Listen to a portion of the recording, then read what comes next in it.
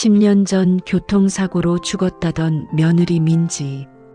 선영은 한 달에 한 번씩 봉안당을 찾아 무릎 꿇고 빌었다. 미안해, 민지야. 그런데 고향 친구 경희가 보여준 사진 한 장. 전남의 작은 섬에서 찍은 그 사진 속엔 민지와 똑같은 여자가 웃고 있었다. 옆엔 죽은 남편을 닮은 여자아이. 촬영일은 한 달 전. 선영은 명패 앞에서 떨리는 손으로 중얼거렸다. 여기 누가 있는 거지? 10년 동안 믿었던 죽음이 거짓이라면? 그날 밤 선영은 혼자 짐을 쌌다. 아무에게도 말하지 않고 새벽 첫 차를 탔다. 인구 200명도 안 되는, 지도에서도 잘 보이지 않는 그 섬으로. 이야기 시작 전 구독과 좋아요는 영상 제작에 큰 힘이 됩니다. 여러분의 생각을 댓글로 남겨주세요. 선영아, 그런 거 믿냐? 사진이 다 진짜겠어? 경희 언니가 핸드폰을 빼앗으며 웃었다. 요즘 나이 든 사람들 폰만 보면 이상한 데 빠진다니까. 선영아, 정신 차려. 나는 고개를 끄덕였다. 나는 올해 66. 남편을 10년 전 잃었고 며느리 민지도 그의 교통사고로 떠나보냈다. 그 뒤로 나는 한 달에 한 번씩 봉안당에 갔다. 국화를 사고 향을 피우고 민지의 명패 앞에서 무릎을 꿇었다. 미안해, 민지야. 내가 더 잘해줄걸. 민지는 착했다. 시어머니 수발 들 때도 한 번도 짜증낸 적 없었다. 내가 허리 아프다고 하면 파스를 사다 줬고 김장철엔 새벽같이 일어나 배추를 절였다. 그런데 나는 민지한테 뭘 해줬지? 딸 수연이가 그렇게 말한 적이 있다. 엄마는 왜 맨날 며느리 얘기만 해요? 나는 대답을 못했다. 미안해서. 그런데 어제 고향 친구 경희가 보여준 사진. 전남의 작은 섬에서 찍었다는 그 사진 속엔 민지와 똑같은 여자가 있었다. 옆엔 죽은 남편 눈썹을 닮은 여자아이. 나는 손이 떨려서 국숟가락을 놓쳤다. 언니, 이 사진 언제 찍은 거예요? 경희 언니는 핸드폰을 보더니 말했다. 한 달 전이라고 나오네. 우리 조카가 섬 여행 갔다가 찍었대. 근데 왜? 아니에요. 그냥. 나는 손을 닦으며 일어섰다. 가슴이 두근거렸다. 경희 언니는 요즘 AI로 사진 합성도 잘하던데 하고 웃으며 자리를 떴다. 나는 혼자 남아 식탁 위에 엎질러진 국물을 행주로 닦았다. 손이 계속 떨렸다. 딸 수연이에게 전화했다. 수연아, 혹시 민지 언니 사진 남아있어? 엄마가 한 번만 보고 싶어서. 수연이는 한참 말이 없었다. 엄마, 언니 사진 할머니가 다 태웠잖아요. 엄마도 그때 같이 계셨고요. 맞다. 시어머니는 망자를 너무 붙들면 안 된다며 민지의 앨범을 모두 태웠다. 나는 그 옆에서 그저 울기만 했다. 어머니, 사진 한 장만이라도. 선영아, 이러면 민지가 못 떠나. 나는 그 말을 믿었다.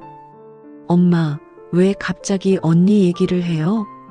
또 봉안당 다녀오셨어요? 아니, 그냥. 전화를 끊고 나니 집이 너무 조용했다. 거실 시계 소리만 째깍거렸다. 냉장고 모터 돌아가는 소리가 유난히 크게 들렸다. 나는 10년 동안 뭘 한 거지? 부엌 싱크대 앞에 서서 설거지를 하는데 물이 손등에 닿았지만 온도를 느낄 수 없었다. 민지가 마지막으로 이 집에 있었을 때도 이렇게 설거지를 하고 있었다. 어머니, 제가 할게요. 아니야, 민지야. 넌 좀 쉬어. 확실하지 않았지만 민지는 배가 불러 보였다. 며느리 몸 관리 못 시키면 시험이 자격 없는 거야. 시어머니는 그런 말을 자주 했다. 나는 고개를 끄덕이기만 했다. 그날 밤 나는 서랍을 뒤졌다. 혹시 민지 사진이 한 장이라도 남아있을까 싶어서 명함, 영수증, 오래된 약봉지, 민지가 쓰던 머리끈 하나. 그게 전부였다. 나는 그 머리끈을 손에 쥐고 한참을 앉아 있는데 핸드폰이 울렸다. 경희 언니였다. 선영아, 아까 그 사진 말인데 혹시 진짜 필요하면 조카한테 연락해 볼까? 네. 부탁드려요. 왜 그래? 무슨 일 있어? 아니에요. 그냥 확인하고 싶어서요. 전화를 끊고 나니 또 조용했다. 나는 민지 머리끈을 탁자 위에 내려놓고 봉안당 가는 버스 시간을 검색했다. 내일 다시 가야겠다. 민지한테 물어봐야 할 것 같았다. 민지야, 너 정말 거기 있는 거 맞니? 경희 언니는 내게 요즘 나이 든 사람들 폰만 보면 이상한 데 빠진다고 하고 수연이는 엄마 요즘 외로우신가 봐라고 했다. 아무도 내 말을 안 믿었다. 봉안당에 가서 민지 명패 앞에 국화를 놓고 무릎을 꿇었다. 민지야. 목소리가 떨렸다. 너 여기 있는 거 맞니? 대답은 없었다. 옆칸에서 누군가 향을 피우는 소리만 들렸다. 나는 차가운 명패를 손으로 쓸어내리며 명패에 써진 글씨를 봤다. 민지. 2014년 12월 25일 별세. 10년 전 그날 장례식장은 사람이 많았다. 민지 친정에서 온 사람들, 남편 회사 사람들, 동네 이웃들. 나는 상주석에 앉아 고개만 숙이고 있었다. 사람들은 내 손을 잡아주며 고생하셨습니다. 라며 말했다. 그런데 이상하게 민지 엄마는 오지 않았다. 친정 어머니는요? 시어머니가 낮게 말했다. 몸이 안 좋으시대. 연세도 있으시고. 나는 이상하다고 생각했지만 묻지 못했다. 그때는 모든 게 혼란스러웠으니까. 관은 끝내 열리지 않았다. 훼손이 심합니다. 유족분들께서는 장례 지도사도 그렇게 말했다. 나는 민지 얼굴을 보지 못한 채 화장터로 향하는 연구차를 바라봤다. 민지야, 미안해. 그게 내가 할 수 있는 전부였다.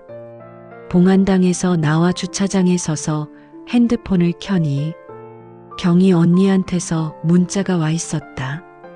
조카한테 물어봤어. 전남에 있는 서밀에 필요하면 연락처 줄게. 나는 손이 떨렸다.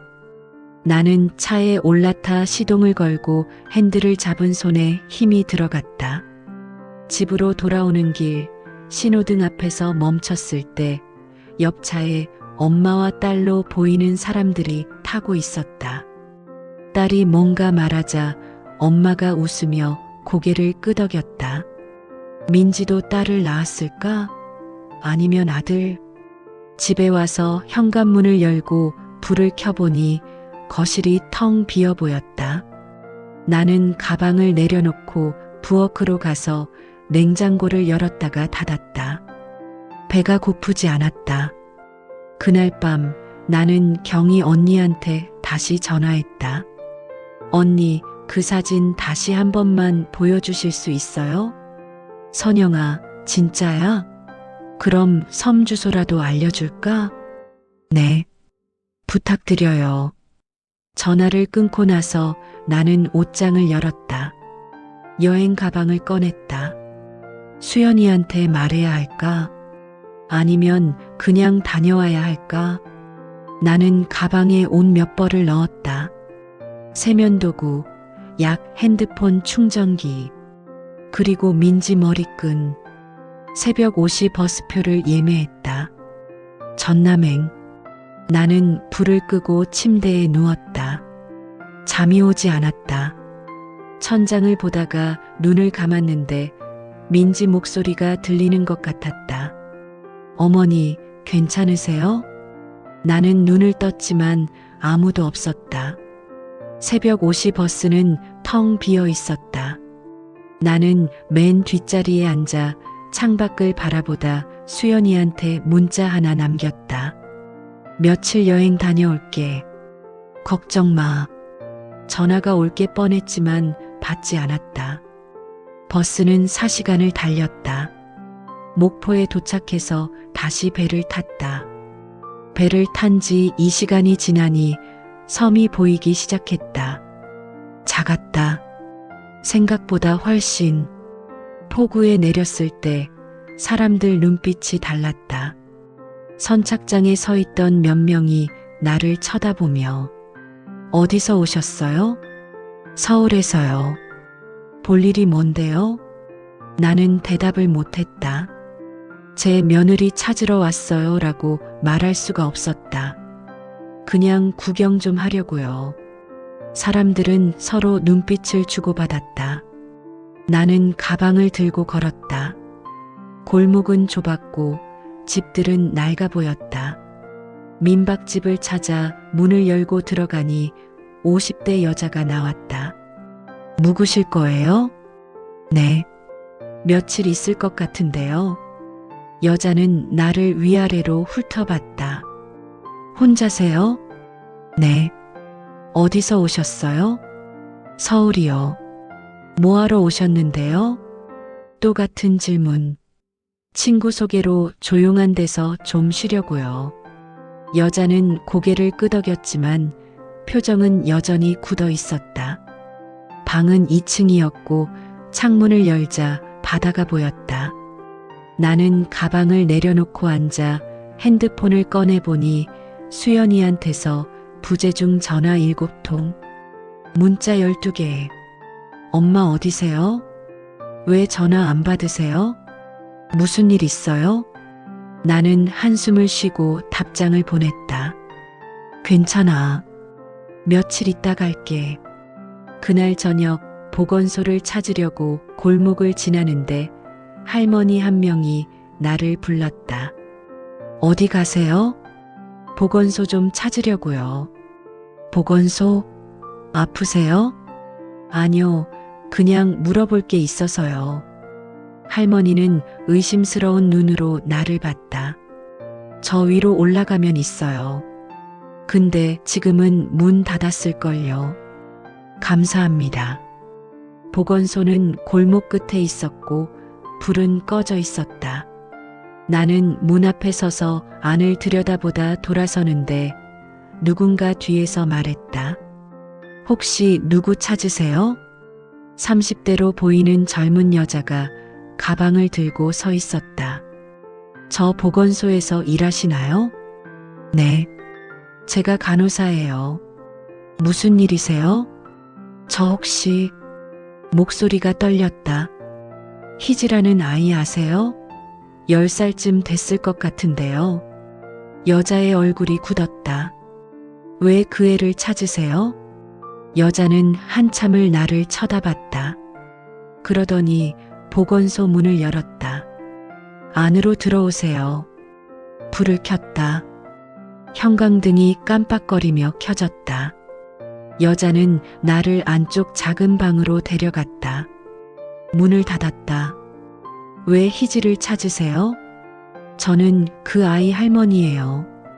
여자의 눈이 커졌다. 할머니? 네. 제 며느리가 10년 전에 죽었다고 알고 있었는데 나는 가방에서 핸드폰을 꺼내서 경희 언니가 보내준 사진을 보여줬다. 이 여자가 제 며느리 민지예요. 그리고 이 아이가. 여자는 사진을 보더니 한숨을 쉬었다. 앉으세요. 나는 다리에 힘이 풀려 의자에 앉았다. 여자는 컴퓨터를 켜서 키보드를 두드리더니 화면을 돌려 보여줬다. 희진은 10년 전 이 섬에서 태어났어요. 화면에는 출생 기록이 있었다. 이름 이희지. 생년월일 2015년 3월 12일. 나는 숨이 막혔다. 엄마 이름은요? 기록에 없어요. 당시 응급분만이었고 신원 확인이 안 됐대요. 2015년 3월이요? 네. 민지가 사고로 죽은 게 2014년 12월 25일. 그로부터 3개월 뒤 민지는 임신한 채로 여기 왔던 거다. 그럼 그 아이 엄마는 지금 어디 있어요? 여자는 말이 없었다. 말씀해 주세요. 제발. 마을 사람들이 보호하고 있어요. 왜요? 왜 숨기는 거예요? 여자는 고개를 저었다. 저도 자세히는 몰라요. 10년 전부터 마을 전체가 그 모녀를 지키고 있어요. 나는 핸드폰을 떨리는 손으로 들어 수연이한테 전화했다. 엄마, 지금 어디세요? 수연아. 목소리가 갈라졌다. 엄마가 물어볼 게 있어. 뭔데요? 민지 언니 혹시 임신했었어? 수연이는 한참을 말이 없었다. 엄마, 지금 어디세요? 대답해. 임신했었냐고. 수연이가 흐느꼈다. 엄마, 말해봐. 할머니가 그때 병원 기록 다 지웠대요. 나는 의자 등받이를 붙잡았다. 뭐? 언니 친정에도 돈 주고 입 막았대요. 저도 얼마 전에 알았어요. 이모한테 들었어요. 전화기를 쥔 손이 떨렸다. 왜 진작 말 안 했어? 엄마한테 어떻게 말해요? 할머니가 다 꾸민 거라는 걸. 나는 전화를 끊었다. 보건소 여자가 물 한 컵을 내밀었다. 나는 받지 않았다. 희진은 지금 어디 있어요? 마을 안쪽이요. 주소 알려주세요. 할머니, 가셔도 못 만나실 거예요. 마을 사람들이 절대. 주소만 알려주세요. 여자는 종이에 뭔가 적어서 건넸다. 나는 종이를 접어 주머니에 넣어 일어서려는데 다리가 후들거렸다. 10년 동안 나는 무릎 꿇고 빌었다. 존재하지도 않는 죽음 앞에서. 민박집으로 돌아오는 길, 다리가 떨려서 골목벽에 기댔다. 가로등 불빛이 흔들렸다. 어디선가 개 짖는 소리가 들렸다. 나는 주머니에서 핸드폰을 꺼내 떨리는 손으로 시어머니 번호를 눌렀다. 물론 받을 리 없었다. 5년 전에 돌아가셨으니까. 하지만 나는 문자함을 열었다. 예전 문자들이 그대로 남아 있었다. 스크롤을 내려 2014년 12월. 그때 주고받은 문자들. 선영아, 장례식장 주소 보냈다. 관은 열지 마라. 민지 친정에는 내가 연락했다. 그리고 12월 27일. 민지는 없는 사람이다. 이 문자 지워라. 나는 핸드폰을 바닥에 떨어뜨렸다. 무릎을 꿇고 주저앉아 시어머니. 내 시어머니가. 왜요? 중얼거렸다. 왜 그러셨어요? 대답은 없었다. 골목이 너무 조용하고 바람 소리만 들렸다. 나는 깨진 핸드폰을 주워 화면에 금이 가 있었지만 아직 켜져 있어 수연이한테 전화했다. 엄마, 수연아. 목소리가 나오지 않았다. 엄마, 왜 그래요? 울어요? 할머니가 왜 그랬을까? 수연이도 울고 있었다. 이모가 그랬어요. 할머니가 민지 언니 친정 빚 다 갚아줬대요. 2천만 원. 뭐? 그리고 언니 임신 기록 병원에서 다 지웠대요. 돈 주고. 나는 벽에 등을 기댔다. 왜 그랬대? 할머니가 그랬대요. 우리 집안에 그런 애 낳으면 안 된다고. 무슨 소리야 그게. 이모도 정확히는 몰라요. 할머니가 뭔가 숨기셨던 것 같대요. 전화를 끊었다. 10년. 나는 10년 동안 시어머니 말씀 잘 듣는 며느리였다. 네, 어머니. 알겠습니다, 어머니. 그렇게 살았다. 그런데 시어머니는 나한테 뭘 한 거지? 민박집 계단을 올라가 방문을 열고 들어가 침대에 앉았다. 가방에서 민지 머리끈을 꺼내 손으로 쓸어내렸다. 민지야. 목소리가 떨렸다. 미안해. 눈물이 났다. 엄마가 몰랐어. 엄마가 아무것도 몰랐어. 머리끈을 꽉 쥐고 창밖을 봤다. 골목 아래로 불빛이 몇 개 보였다. 저 어딘가에 민지가 있다. 그리고 희지도. 나는 일어나 창문을 여니 바람이 차게 들어왔다. 나는 주머니에서 종이를 꺼냈다. 내일 아침 일찍 가야겠다. 민지를 만나야 해. 나는 불을 끄고 침대에 누워 천장을 보다가 눈을 감았다. 하지만 잠이 오지 않았다. 시어머니 목소리가 들렸다. 선영아, 내가 알 필요 없어. 어머니. 중얼거렸다. 왜 그러셨어요? 대답은 없었다. 새벽 5시에 일어났다. 잠을 잔 건지 아닌지도 모르겠다. 세수를 하고 옷을 갈아입고 거울을 보니 눈이 퉁퉁 부어 있었다. 가방에서 민지 머리끈을 꺼내 주머니에 넣고 밖으로 나갔다. 골목은 아직 어두웠고 가로등만 희미하게 켜져 있었다. 주소가 적힌 종이를 보며 걸었다. 골목이 좁고 복잡해서 한참을 헤매다가 겨우 찾았다. 작은 단층집. 마당에 빨래가 널려 있었다. 나는 대문 앞에 서서 숨을 들이쉬었다. 그때 집안에서 소리가 들렸다. 엄마, 나 학교 가요. 아이 목소리. 나는 숨을 멈췄다. 문이 열리고 여자아이가 나왔다. 나는 그 자리에 얼어붙었다. 그 아이는 죽은 남편의 눈썹을 가지고 있었고 내 코를 닮았고 민지의 입술이 있었다. 아이는 나를 보고 멈추며 누구세요? 나는 아무 말도 할 수 없었다. 아이가 고개를 갸우뚱하며 할머니? 그때 집안에서 목소리가 들렸다. 희지야, 누구? 민지 목소리. 나는 손이 떨렸다. 문이 다시 열리고 민지가 나왔다. 10년 전보다 야윈 얼굴. 머리는 짧게 자른. 눈가에 주름이 생긴 민지였다. 민지는 나를 보고 얼어붙었고 입술이 파르르 떨렸다. 어머니. 나는 한 걸음 다가섰다. 민지야. 목소리가 갈라졌다. 민지는 뒤로 물러섰다. 어떻게 여기를. 너 왜 살아있어? 민지는 고개를 떨구었다. 아이가 민지 손을 잡았다. 엄마, 저 할머니 아는 사람이에요? 민지는 대답하지 못했다. 10년 동안 나는 내가 죽은 줄 알았어. 죄송해요.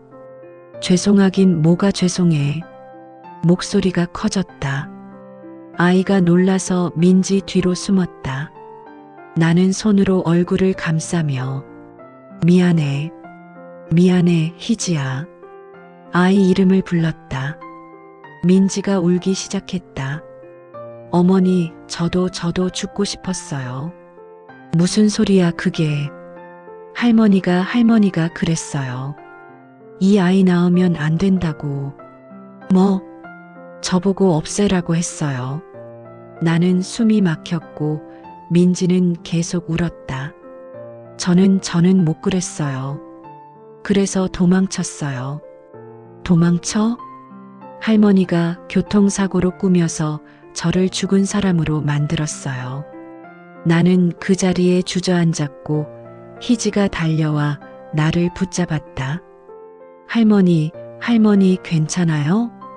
나는 아이의 손을 잡았다. 민지도 무릎을 꿇고 내 앞에 앉았다. 어머니, 죄송해요. 정말 죄송해요. 나는 민지를 봤다. 민지도 나를 봤다. 10년. 우리는 한참을 그렇게 앉아 있었다. 그리고 나는 처음으로 물었다. 이름이 뭐니? 아이가 대답했다. 희지예요, 할머니. 나는 고개를 끄덕였다. 희지야. 아이가 웃었다. 나는 민지 손을 잡았다. 안으로 들어가자. 민지가 고개를 끄덕였다. 그리고 우리는 함께 집 안으로 들어갔다. 10년이 지나서야 나는 처음으로 이 문을 열었다. 집 안은 작았다. 거실 겸 부엌 방 하나. 창문으로 바다가 보였다. 민지는 떨리는 손으로 차를 끓이고 있었다. 나는 희지 옆에 앉았다. 할머니, 서울에서 오셨어요? 응. 멀지 않아요? 응. 멀어. 희지는 내 손을 만졌다. 할머니 손 커요. 나는 희지 손을 잡았다. 작고 따뜻했다. 어머니. 민지가 입을 열었다. 제가 다 설명할게요. 나는 고개를 저었다. 아니야. 어머니. 일단 앉아. 민지가 내 맞은편에 앉았다. 우리는 한참을 말없이 앉아 있었고 시계 소리만 똑딱거렸다. 어머니. 민지가 다시 말했다. 할머니가 임신 사실 아시고 병원 데려가셨어요. 그리고 말씀하셨어요. 이 아이는 태어나면 안 된다고. 왜? 민지는 고개를 저었다. 저도 몰라요. 할머니가 계속 우리 집안에 그런 피가 섞이면 안 된다고만 하셨어요. 무슨 피? 제 친정이 가난해서 그런가 싶었어요. 나는 찻잔을 내려놓았다. 그래서 도망친 거야? 네.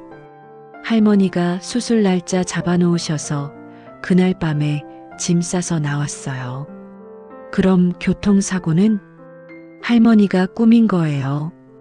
제 옷이랑 신발 태워서 경찰한테 사고 났다고 하셨대요. 나는 눈을 감았다. 어머니한테는 제가 죽었다고 하시고 관도 못 열게 하고. 네. 나는 두 손으로 얼굴을 감쌌다. 10년.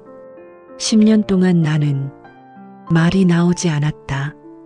희지가 내 등을 토닥이며 할머니, 울지 마요.